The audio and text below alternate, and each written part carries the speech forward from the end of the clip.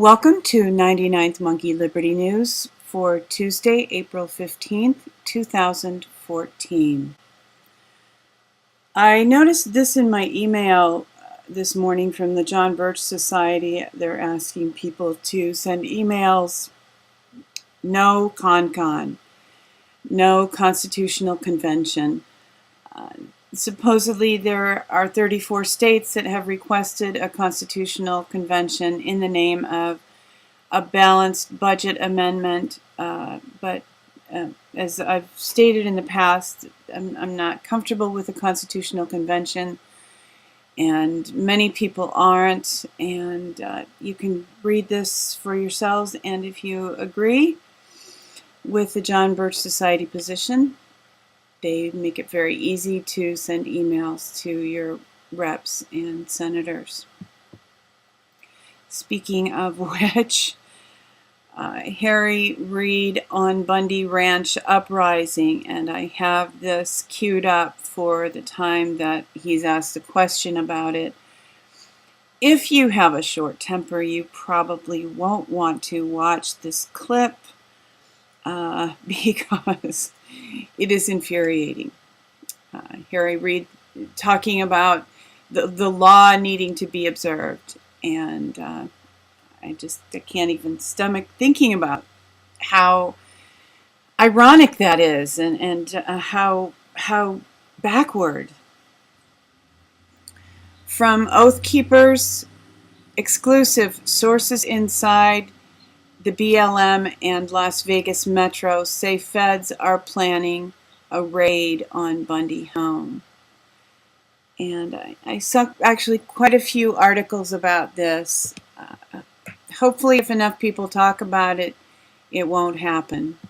We'll all continue to follow that and see how it plays out. From Natural News, just how much land does BLM claim to own anyway? And this is my last article for the morning about the Bundy Ranch. So I just will mention, and I didn't have any articles, I didn't want to have any articles actually for this, but Glenn Beck and many other conservative voices are being very critical of the stand that these people have taken in support of the Patriots in support of the Bundy Ranch, and a lot of people are very critical of the Bundys, saying that that the government was justified in shutting them down because of how much money they owed. And I just want to say, it's absurd. There's a lot I could say, actually. Many things come to mind that I'm deciding not to say. What I will say is, united we stand, divided we fall. And it was Jesus who said, a house divided against itself cannot stand. And unless we who say that we are for the cause of liberty stand together, we will fall.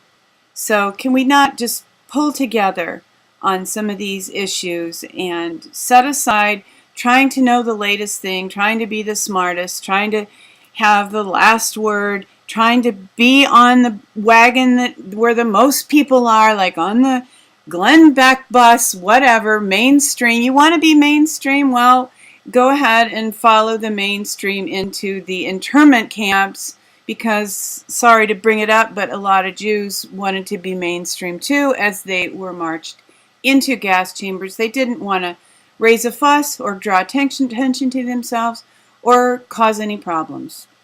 Okay, we know where that gets us, right? This is from Socioeconomics History blog. BRICS countries to set up their own IMF. I have read in a few places that they are tired of waiting for the U.S. to approve the plan for a global financial reset. The U.S. has veto power in the IMF, and the BRICS nations just don't see how that's justified, and most of us probably don't either. So they are planning to sidestep the World Bank and the IMF and, set up their own deal. Where will that leave us as Americans? Probably pretty far out in the cold. And this is just to show that, our government is more, what we think of as our government is more concerned about holding on to control than they are about doing what is good for the people of the world and for the American people. They're going to everything that they do, the consequences of everything the U.S. government does in the world are going to fall on the American people. So be ready for that. I noticed a friend posted on Facebook something about Joel Osteen on Oprah, and I didn't click the link, and I don't know if he was actually on Oprah. But it troubled me. I appreciate Joel Osteen's quotes, and a lot of what he says it's scriptural, it's good. But just knowing how much the church has been infiltrated, and I'm not specifically saying that Joel Osteen is a plant or anything like that. His mother, Dodie Osteen, wrote, I think, the definitive book about being healed from cancer. And she was healed. Dodie Osteen was healed of liver cancer. And I have loved this family for many years, probably 25 years. I've followed them and really appreciated what Joel's parents did. I don't follow Joel. Like I said, I see his quotes every once in a while. I don't disagree with them. But if he is partnering with Oprah, I'm somewhat concerned. And the reason for that is, as InfoWars reported last year, many Bilderberg, Bill Gates, Bloomberg, and world's richest meeting on gated South Carolina island. Oprah, Bill Gates, Jeb Bush, Warren Buffett, these people all met together before the Bilderberg group. And the belief is, and the likelihood is, that they were helping to set an agenda and making plans before the plans. Oprah is very much involved with the people that we typically think of as being Illuminati. They may have, made a slippery slope for her. She may have started out with good intentions. I'm not a Joel Osteen hater. I'm not an Oprah hater.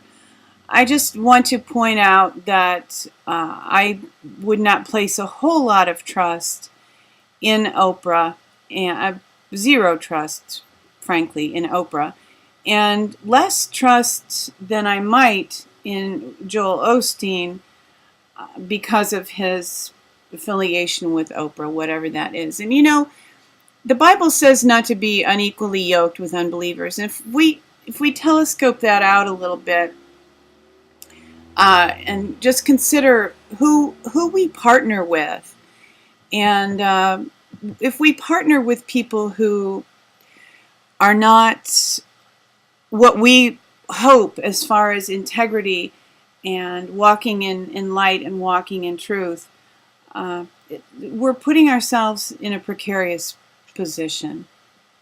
And I'm sure I've mentioned that Rick Joyner and some other, what I used to consider great Christian leaders, have become Knights of Malta. And I just feel like, that's just a little injection of poison in a ministry that eventually will lead to bad fruits. And we'll see that. We're known by our fruits. And these things, our affiliations, have an impact on our lives. From the Vatican Project, I just have this in because it caught my eye. Mexican authorities accuse Knights Templar of organ harvesting racket. And I've mentioned before, I saw a fictional account of a sort of Bill Gates character who was set up in Africa harvesting the organs of orphans that had rare tissue types.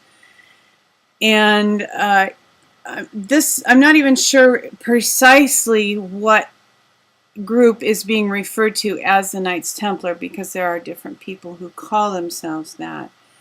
But certainly, as I said, this caught my eye, and I think all of us need to be so very wary of and aware of everything that's going on around us, and ready to identify where evil is being done and address it where we see it. This is from the Daily Paul. Rest in peace, Michael C. Ruppert, February 3rd, 1951 to April 13th, 2014. This man is not somebody I ever followed, to be honest, but Cynthia McKinney stated on Facebook that he was her best friend, and she had a very close relationship with him, and drew a lot of inspiration and wisdom from him. So even just based on that, I honor Cynthia McKinney, and because of that, I wanted to just honor the memory of this man. From the Electronic Frontier Foundation, FBI plans to have 52 million photos in its NGI face recognition database by next year. I guess we all kind of know this. This article caught my eye because Facebook has had over my profile photo for, I don't know, a week and a half, 2 weeks, a blurb asking me to update my Facebook photo, and of course I'm not going to do it because hey, maybe somebody's trying to find out what I look like, and maybe I would prefer to remain anonymous. I'd like to get, if I were younger, I'd probably get some of those hoodies that can block facial recognition. I think that we should all be able to move around without necessarily it being known where we are. From Blacklisted News, Washington's outrageous Ukraine double standards. There's a lot going on in Ukraine, and I'm not going to wade into it this morning just because I had so many other articles that I wanted to mention, but this is very serious and escalating today, probably as I speak. So I'll probably have more on this tomorrow, but InfoWars has a lot of information. It's easy to find information about what's going on here. From RT, Oligarchy, not democracy. Americans have near zero input on policy. And this is based on a report. And the way things stand now, whenever I see RT articles, I do kind of wonder if they're, trying to weaken our faith in our government.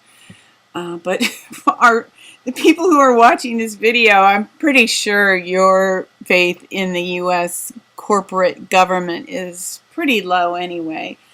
So I just, this is kind of obvious. We know as we try to impact what's happening around us that we have near zero input on policy. It's even difficult to go to your local city council and get anybody to listen to you as they are opening the doors for Agenda 21 plans. So yeah, we have near zero input on policy. That is quite so. From Paul Craig Roberts, Washington is humanity's worst enemy. How does Washington get away with the claim that the country it rules is a democracy and has freedom? This absurd claim ranks as one of the most unsubstantiated claims in history. There is no democracy whatsoever. Voting is a mask for rule by a few powerful interest groups. And Paul Craig Roberts goes on here, and of course he was a part of I think it was Reagan administration, so has a lot of insider knowledge about what goes on in the U.S. government. From a website called offgridquest.com. What a great quest to have, right? Volkswagen's new 300 miles per gallon car not allowed in America. Okay, well, can you say big oil? And moving into some good news from Natural News. Dark chocolate demonstrated to improve cardiovascular health by reducing systemic inflation. So if you're all stressed out as a result of facing the news of the day, and you're starting to feel a little inflammation, well, go eat some chocolate. It'll stem the inflammation. From Sherry Questioning All, Rise Up video, this is perfect considering everything going on in the celestial events this month, taking our power back. And this is just an inspirational video, encouraging all of us to indeed rise up. Thank you for tuning in for today's 99th Monkey Liberty News. Weeping may endure for a night, but joy comes in the morning. Hoping that you will love one another, take care, and insist on liberty.